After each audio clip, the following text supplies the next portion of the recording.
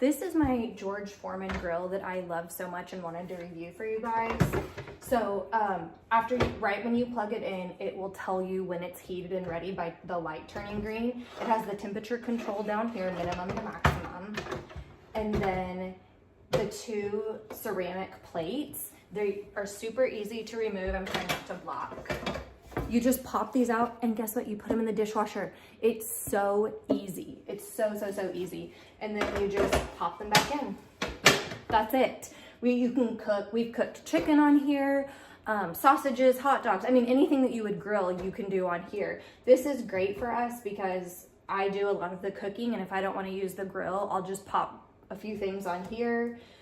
Super easy. It also has, I don't have it out right now, but it has a little drip tray that goes right here for any like fat drippings or oil or grease, and you can just throw that in the dishwasher too. So this is so easy to use. I use it really frequently and love it. If you're looking for an indoor grill situation, absolutely go with this George Foreman grill.